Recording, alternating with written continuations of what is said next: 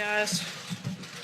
My apologies for the delay. We'll get to as many things as we can before we have to break for the President's event. Good afternoon. As you know, the World Economic Forum will take place in Davos, Switzerland from January 22nd through 25th. The President will attend as he did last year. Secretary of the Treasury, Steven Mnuchin, will lead the delegation.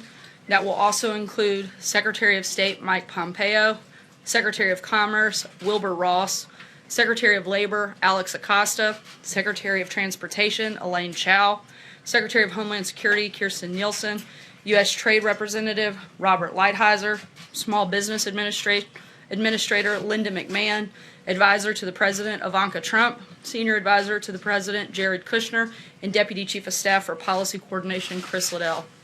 On another note, the President is once again fulfilling a promise he made to the American people, and this morning the Acting Attorney General signed the final rule making clear that bump stocks are illegal because they fall within the definition of machine guns that are banned under federal firearms law.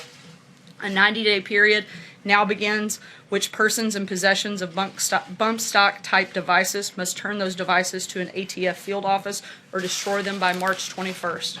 Instructions for proper destruction will be posted on ATF's website today. Lastly, Representative Martha McSally has been appointed to the U.S. Senate, and we congratulate her. She has been a strong partner in the House of Representatives, helping advance a number of the administration's priorities, including rebuilding our military and increased border security. The President applauds Governor Ducey for his swift and qualified selection, and he appreciates Senator Jon Kyl and thanks him for his service to the people of Arizona. And with that, I will take your questions. John? Sir, a reaction to the delay in the Flynn sentencing and the rather unusual inquiry from Judge Sullivan this morning asking prosecutors if Flynn possibly committed treason? The delay is something between General Flynn and the courts, and that's something for them to determine what that timeline looks like. In the meantime, we wish General Flynn well, and we'll continue to focus on doing what we do here every single day. What about the inquiry as to whether he committed treason? Does the President see any reason why Flynn should be asked if he committed treason? I'm not aware of anything that we would know of that would indicate that, certainly. Senator, I was in the courthouse last hour when the Judge Emmett Sullivan basically said that he was disgusted by Michael Flynn's crimes. He said that he had disdain for Flynn. Flynn said that he knew that it was illegal to lie to the FBI, and he was ready to accept responsibility. This was all before agreeing to a delay in the sentencing. Given that, are you in a position now, or would you like to revisit your comments earlier today that the FBI ambushed Flynn here? No. We still firmly believe, look, the things that may have taken place, again, that's for the judge to make that determination, whether he engaged in something inappropriate. What we do know that was inappropriate by own self-admittance of James Comey is that the FBI broke standard protocol in the way that they came in and ambushed General Flynn, and in the way that they questioned him, and in the way that they encouraged him not to have White House counsel's office present. And we know that because James Comey told us that, and he said that the very reason that they did it was because the only reason that they did it, it was the Trump administration, and they thought they could get away with it. Those are facts, and certainly there may be other issues there, but that we don't have any reason to want to walk that back. Senator? Very quickly about Michael Flynn. He has cooperated with the special counsel's office and met with him 19 times. Is there a particular reason why the President has not said that he is a rat, the way that he has said that Michael Cohen is a rat for cooperating with prosecutors? Look, we know Michael Cohen to be a liar on a number of fronts, and the President's opinion is extremely clear on that front.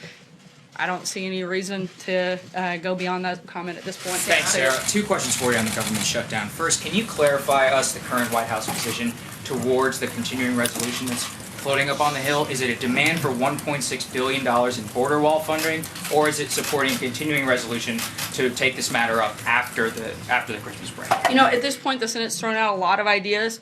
We're disappointed in the fact that they've yet to actually vote on something and pass something. So when they do that, we'll make a determination on whether or not we're going to sign that. In the meantime, we're looking at every avenue available to us possible. The President's asked every one of his cabinet secretaries to look for funding that can be used to protect our borders and for the give the president the ability to fulfill his constitutional obligation to protect the American people by having a secure border. So we're looking at the other options. In the meantime, we'll see what the Senate does, and we'll let you know when we have an announcement on that front. Second question. Sorry, Sarah, I'm gonna keep moving just because we're tight on time. Go ahead, So Jill. following up on that, there's other sources that could potentially pay for the wall. Which agencies are you looking at? You've mentioned DOD. As I said, we're looking at, the president's asked every agency to look and see if they have money that can be used for that purpose, and that's exactly what we're doing. And if they can find that money, does that mean the president would accept a budget proposal that does not include any money to fund new border wall construction? Once again, we want to see what the Senate can pass. They've thrown out a lot of ideas. They've yet to take a vote. Once they do that, we're disappointed in the process and their inability to put something forward. Once they make a decision and they put something on the table, we'll make a determination on whether or not we'll move forward on either a short-term or long-term funding bill. This idea that the Sorry, House put Joe, I'm forward gonna keep today- moving. Josh, go ahead. Michael Flynn today tweeted that he did lie to the FBI and to them repeatedly, and that he was working for foreign government during the campaign. Does that concern the president? I mean, he seems to be concerned that Michael Cohen is a liar. Is he concerned that one of his top aides lied to the FBI and was working for a foreign government? Not when it comes to things that have anything to do with the president. The activities that he has said to, and again, we'll let the court make that determination, to have engaged in don't have anything to do with the president. Let's remember what the whole thing that this started is supposed to be about. It's whether or not Russia influenced the election and whether or not the president had anything to do with it. We know that Russia tried to create chaos within the election, but certainly not that they actually impacted it. The only reason that the president is the president is because he was a better candidate and beat Hillary Clinton. We also know that the president never colluded with Russia. So that's the whole reason that we have this, and we know those things to be false. Is the president concerned that Michael Flynn lied to a representative of his own government and was working for another government during the campaign? Is that concern him or not? Look, there's certainly concern, but that's something for the court to make that determination, and we'll let them do that. Positive comments about him when he's pleaded to this. Again, we're going to let the court play that out, and they'll make a determination on whether or not he engaged in something right or Why is wrong. the president making positive comments about him, given these things that he's pled guilty to? It's perfectly acceptable for the president to make a positive comment about somebody while we wait to see what the court's determination is. Like, Sarah, let me ask you about a tweet that the president sent out earlier today as he continues to vent frustration about the Federal Reserve. He said that he hopes the Fed reads the Wall Street Journal op-ed. Part of the op-ed, the Journal points out that U.S. growth might be slowing, the president's tariff battles have reduced investment, housing and autos are down, and there's a few cracks showing as well in the credit markets. When the president talks about the Fed, is he just venting at this point, or is he genuinely worried that if there is a rate hike tomorrow, that the economy will slow down? the president is stating his opinion, which he is perfectly within his right to do so. I think that is one of the reasons people like him, is because he does that and he does it regularly. He's been very clear about what his position is, while at the same time he understands that the Fed is an independent agency. That doesn't take away the president's right to state his opinion on a particular matter. And let me ask you as it Sorry, I'm relates to going to the keep moving. Francesca, go ahead. All right, thank you, Sarah. I just want to clarify one thing and then move back on to the border wall. But the clarification on Michael Flynn, you said it has nothing to do with the president, but one of the things that the judge brought up today was that it was so concerning to him because Michael Flynn lied inside the White House as the national security advisor to the president. So is the White House disputing at this point that Michael Flynn is a liar? Because that's also the reason that he was fired. He was fired for lying. We're disputing that any actions he engaged in had nothing to do with the president. That just because maybe he did do those things, but that doesn't have anything to do with the president directly. Okay, when it comes to the border wall, today on television, you mentioned that the president would be willing to accept $1.6 billion for the wall, the way that I understood it when you said it, and also that plays into a broader $25 billion bill over 10 years. Is that what the White House's current offer is to Capitol Hill, that it would accept? Again, we are continuing to have constant and regular conversations with the Hill. I'm not going to negotiate here. We've laid out clearly what our parameters are with members of Congress. We want to know what they can pass. We want to know what they think they can actually get done. We've laid out what we'd like to see. In the meantime, we're looking at other areas where we can draw money from to make sure that the president can actually protect our border and protect American citizens.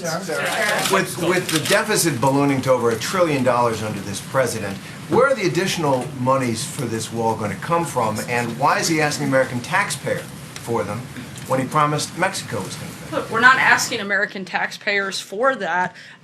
We are looking at existing funding through other agencies right now that we can draw on to do that in immediately. So The this president's will add to been the clear, deficit. the president has been clear that the USMCA deal would provide additional revenue through that deal that would show that Mexico is paying for the wall. Treasury, though, the trade benefits, if there are any, don't go to the Treasury. He's saying that the revenue provided and the money that would be saved through the USMCA deal, we could pay for the wall 4 times over. And by doing that new trade deal, we have the opportunity to pay for the wall. But trade benefits go to private citizens. They don't go to the United States Talking about- Treasury. He's talking about the general revenue that comes from that. So you're going to tax. No, we're not taxing, we're talking about additional revenue that wouldn't have existed without the president getting a new deal. Have you done the math on that? There have been a number of things that we've looked at in which we know we'll have additional revenue that comes in through the USMCA. From the USMCA We think into we'll the have, Treasury? we think there will be more than that comes in. Jeff, go ahead. Sarah, it was announced today that the president's charity is being dissolved. Does the president or anyone in his family have regrets about how that charity was handled? That's something that I would refer you to the Trump Organization. That's not something we could comment on here at the One other White House. question, another topic. Sorry, I'm Can you gonna just, keep can you moving. just No, go clarify, ahead. Sarah, real Yeah, quick on something real else? Whether the president has given any indications to Turkey that he would be willing to extradite the cleric Flynn? The only thing he said is that we would take a look at it, nothing further at this point beyond that. Look at Take a extraditing. look at it, but nothing committal at all in that process, just that he would look into it. You've been saying a lot that things don't have anything to do with the president, and he's just giving his opinion, and he has a right to give his opinion. But does he not have a broader right, responsibility as far as, if his national security advisor is lying? Should he not be speaking on behalf of the American people, not just himself, President Trump, man under investigation, but, in all these aspects? You're talking about saying that he is just speaking for himself and he's not been linked to collusion is the claim, and therefore, it doesn't matter what he says. And the same thing with That's the not what I Fed, said at all. that his comments on the Fed have no bearing. He's just giving his opinion. What about him I didn't speaking say they for have the no American bearing. people? I said he's the president of the United States, and he should not only does he have the ability to give his opinion, he should give his opinion. That's why the people elected him, is because they trusted him to make decisions on policy matters. They want to know what his positions are on specific policies. He absolutely should state his opinion on not just that, but on every topic that comes up that he wants to engage on. A lot of people who are somehow involved in investigations feel the FBI is unfairly targeting them, but the president normally has a different role We as know far for a as... fact that the FBI engaged in an outrageous amount of political bias. The fact that anybody could deny that there was political bias within the FBI, particularly under James Comey's leadership, is frankly just laughable. I guess I'm wondering, using terms like rat and things like that to talk about people who are cooperating witnesses with the FBI. Or does people he not who are have- dishonest does and he- lying. Does I he mean, not have a broader seems like a pretty responsibility appropriate term. to preserve confidence in the rule of law for the American people? Certainly, and that's why he has appointed new people to help do exactly that, whether it's Director Wray, a new Attorney General, somebody that can come in and be very transparent throughout this process. We'll take one last question. Justin, the President's events about to kick off. Sure, I just wanted to go back to the shutdown, and you keep saying that you've asked agencies to look for more money, and so on this issue of reprogramming specifically, is your red line in these negotiations that you need Congress to reprogram money explicitly? So DHS or the Defense Department or whoever it might be the Congress say you can spend this money that we didn't spend on something else on wall construction, or No. are you saying that you think that you have the legal authority, and what are you, I guess, basing that legal authority on, since Nancy Pelosi said today that in fact that sort of authority doesn't exist? I would never use Nancy Pelosi as my source for legal authority on probably anything, but I would use attorneys that work here at the White House and in agencies that that's their entire job, is determining whether or not something is legal, and we're looking to those individuals to find out those So- specific pots of money that can be used for that. A bonus amount of money that is sort of reprogrammed by Congress won't be necessary for the president's signature on this budget bill. We would like to see Congress pass an appropriations bill that fully funds our government and that allows the president to protect our border and provides substantial border security funding, both for the wall, for CBP, for ICE, all of DHS. But in the meantime, we're also looking at other avenues that would allow us to provide and do our constitutional authority and the president to be able to carry that out by protecting our border and protecting American citizens. I'd encourage you guys to tune in to the president's event. We'll talk to you soon. Thanks, guys. 1 minute briefing, Sarah. Do your job, Sarah.